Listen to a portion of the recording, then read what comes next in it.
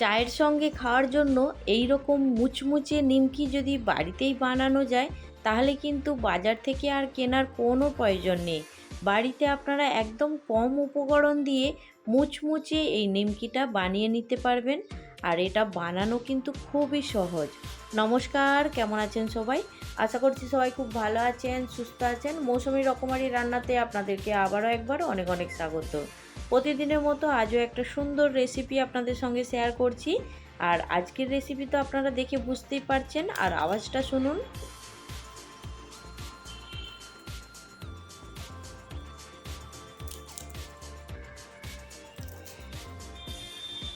কোনো রকম খাওয়ার সোডা ছাড়াই কিন্তু এই রকম মুচমুচে নিমকি বাড়িতেই বানিয়ে নিতে পারবেন।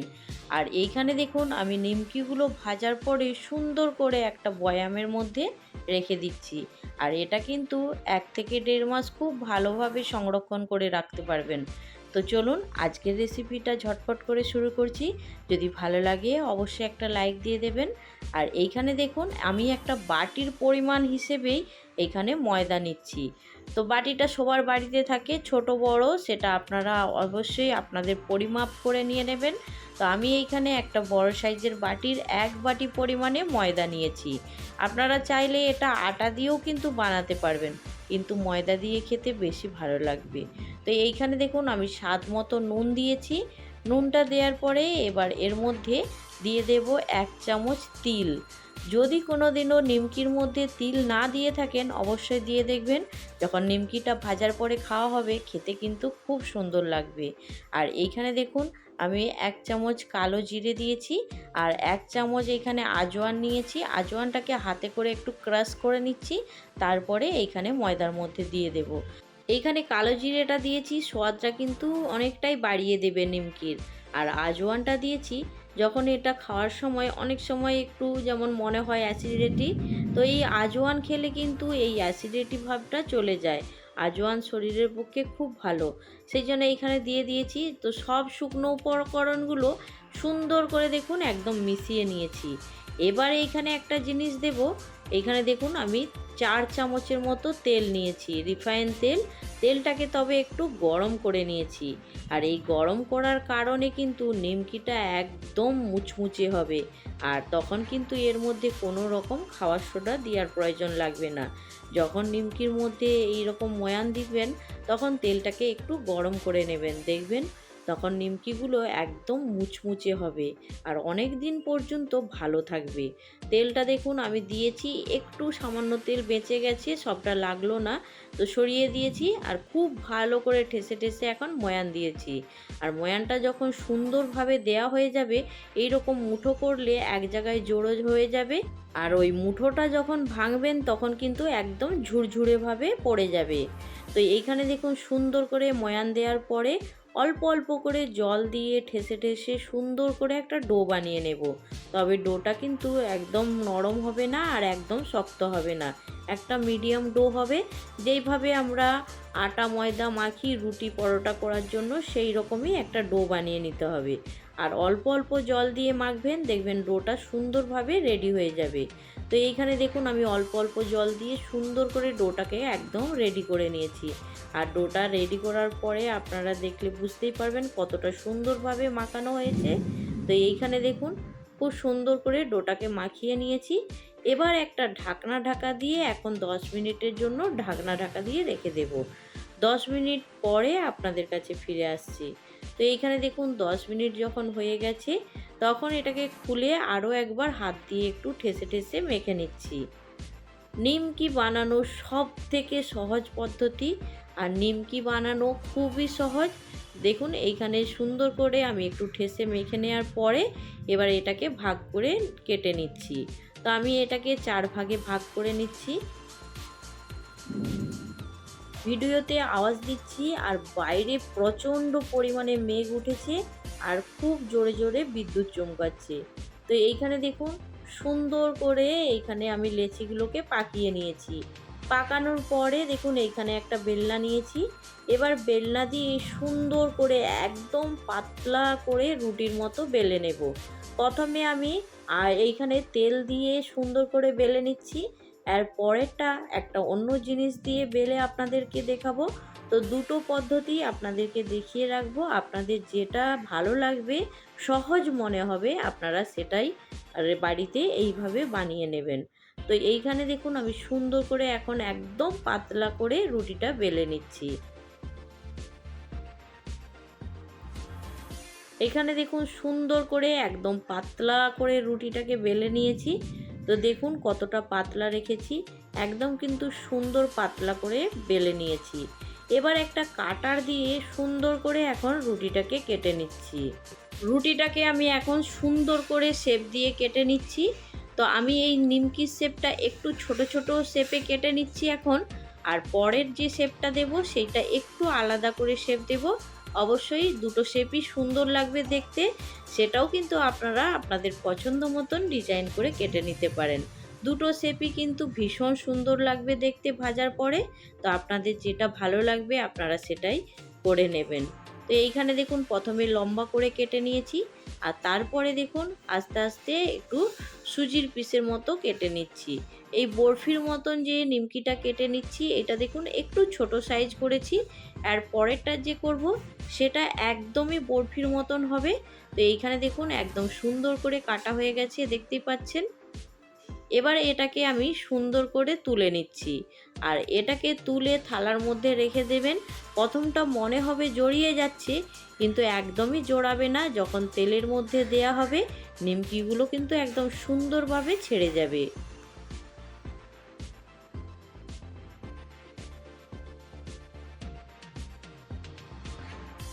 নিমকিগুলো একটা একটা তোলার থেকে সব থেকে সহজ পদ্ধতি। এইখানে দেখুন একটা আমি পাতলা ছুরি নিয়েছি, আর ছুরিটা নেয়ার পরে এইখানে দেখুন আপনাদেরকে দেখানোর জন্য আমি বেলনাটাকে একদম ওপরের দিক করে ধরে নিয়েছি। তারপরে ছুরিটা দিয়ে এইভাবে একটু ঠেলা মারলেই সুন্দর করে একদম দেখুন নিমকিগুলো প্লেটের মধ্যে পড়ে যাচ্ছে। তো এটা সব থেকে সহজ পদ্ধতি। আর এইখানে দেখুন নিমকিগুলো যে এক জায়গায় জড়িয়ে যাচ্ছে, এটা যখন তেলের মধ্যে দেবেন তখন কিন্তু একদম ছড়িয়ে যাবে, আর একটার সঙ্গে একটা লেগে যাবে না, সুন্দর ভাজা হবে। তো এইখানে দেখুন একটা রুটি তো আমার বেলে একদম সুন্দর করে নিমকি আকারে কেটে রেডি করে নিয়েছি। আরও একটা রুটি বেলে আপনাদেরকে দেখাবো, সেটাও কিন্তু একদম সুন্দর পদ্ধতিতে কেটে আপনাদেরকে দেখাবো।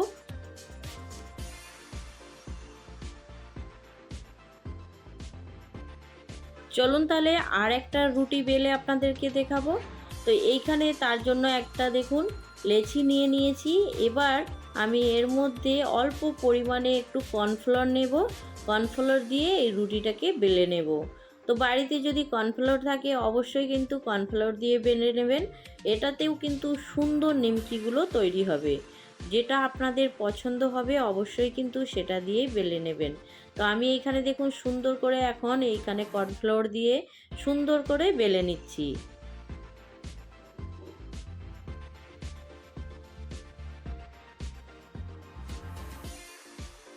এই রুটিটাকেও একদম সুন্দর পাতলা করে বেলে নিয়েছি।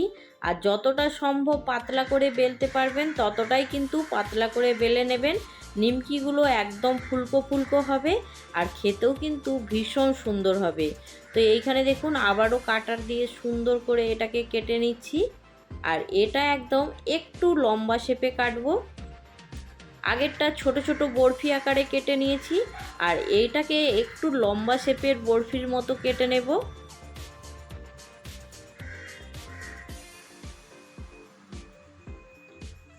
লম্বা লম্বা করে কেটে নিয়েছি। এবার সাইড দিয়ে সুন্দর করে বরফি শেপে কেটে নেব। তবে এটাকে একটু সরু করে কাটবো। আবারও বলছি, কাটাটা আপনারা আপনাদের পছন্দ মতন করে সুন্দর করে ডিজাইন করে নেবেন। তো আমি এইখানে এটাকে একটু লম্বা শেপে কাটার চেষ্টা করছি। তবে ক্যামেরাতে একটু বড় লাগছে, কিন্তু এতটা বড় না, ছোট ছোট একদম সুন্দর শেপে কেটে নিয়েছি। এইখানে প্রচণ্ড পরিমাণে বাইরে বৃষ্টি হচ্ছে, হয়তো আপনারা আওয়াজ পাবেন, তো ক্ষমার দৃষ্টিতে দেখবেন এইখানে।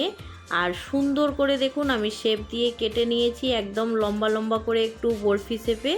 আর এটাকেও সুন্দর করে একটা প্লেটের মধ্যে তুলে নেব। তো এইভাবেই বাকিগুলো বানিয়ে নেব। নেওয়ার পরে এবার সুন্দর করে তেলে ভেজে নেব। কতটা সুন্দর লাগছে দেখুন নিমকিগুলো দেখতে। তো এইখানে আমি গ্যাস অন করে একটা কড়া গরম করার জন্য রেখে দিয়েছি। আর কড়ার মধ্যে দেখুন কিছুটা পরিমাণে রিফাইন তেল দিয়ে দিয়েছি। এবার তেলটাকে সুন্দর করে একটু গরম করে নেব। গরম করার পরে গ্যাসের ফ্লেমটা একদম লো টু মিডিয়ামে রেখে দেব। একবারে যদি হাই ফ্লেমে ভাজা হয় নিমকিগুলো সঙ্গে সঙ্গেই লাল হয়ে যাবে, আর তখন কিন্তু খুব বেশি মুচমুচে হবে না। তো এইখানে দেখুন নিমকিটা দেওয়ার সঙ্গে সঙ্গে তেলের মধ্যে উঠে তো আসছে, কিন্তু গ্যাসের ফ্লেমটা একদম লো টু মিডিয়াম করে দিয়েছি। তো এইভাবেই কিন্তু নিমকিগুলো ভাজতে হবে। আর নিমকিটা দেখুন কতটা সুন্দর ফুলে উঠেছে, দেখতে পাচ্ছেন। তো অবশ্যই কিন্তু কোনো রকম খাওয়ার সোডা ছাড়াই নিমকি আপনারা বানিয়ে নিন, খেতে ভীষণ সুন্দর হবে। তো এইখানে দেখুন এবার তেলের মধ্যে নিমকি ছেড়ে দিয়ে সুন্দর করে ভেজে নেব। তেলের মধ্যে দেখুন নিমকিগুলো আমি ছেড়ে দিচ্ছি, দেওয়ার পরে একটু খুন্তি দিয়ে নাড়াচাড়া করে নেব। আর নিমকিগুলো যখন কেটে রেখেছিলাম একসঙ্গে জড়িয়ে যাচ্ছিল, আর তেলের মধ্যে দেওয়ার পরেই কিন্তু একদম ছেড়ে যাবে। তো সেটা নিয়ে কোনো সমস্যা হবে না, আপনারা দেখলে বুঝতেই পারবেন। নিমকিগুলো একটার সঙ্গে একটা একদমই লেগে থাকবে না, সুন্দর ভাজা হবে। আর নিমকিগুলো এতটা সুন্দর ফুলে উঠছে, আপনারা দেখে কিন্তু বুঝতেই পাচ্ছেন খুব সুন্দর নিমকিগুলো হয়েছে। কোনো রকম খাওয়ার সোডা ছাড়াই কিন্তু একদম মুচমুচে ফুলা ফুলা নিমকি বাড়িতেই বানিয়ে নিতে পারবেন। আর নিমকিগুলো এতটা সুন্দর ফুলে উঠছে, আমি নিজেই দেখে অবাক হয়ে যাচ্ছি। তো সেই জন্য একটা নিমকি তুলে আপনাদেরকে একটু দেখিয়ে দিচ্ছি। আবারও বলছি, গ্যাসের ফ্লেমটা লো টু মিডিয়ামে রাখবেন আর আস্তে আস্তে নিমকিগুলোকে ভেজে নেবেন। একটু গোল্ডেন কালার করে ভাজবেন, তবে খুব বেশি লাল করবেন না। এটা যখন একটু ঠান্ডা হয়ে যাবে তখন এর কালারটা কিন্তু চেঞ্জ হয়ে যাবে। সেই জন্য একদমই লাল করে ভাজতে যাবেন না, অবশ্যই কিন্তু একটু গোল্ডেন কালার করে ভেজে তুলে নেবেন। এখানে দেখুন কালারটা কতটা সুন্দর চলে এসেছে। এবার এইগুলোকে প্লেটের মধ্যে তুলে নেব। আর নিমকি ভাজতে কিন্তু খুব বেশি সময় লাগবে না, কম সময়ের মধ্যেই হয়ে যাবে। তো এইখানে আমি প্লেটের মধ্যে তুলে নেওয়ার পরে আবারও দেখুন কিছুটা নিমকি তেলের মধ্যে দিয়ে সুন্দর করে ভেজে নিচ্ছি।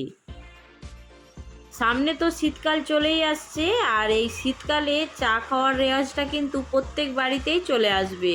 সকাল হোক কিংবা বিকেল, যে কোনো সময় চায়ের সঙ্গে একদম কিন্তু জমে যাবে।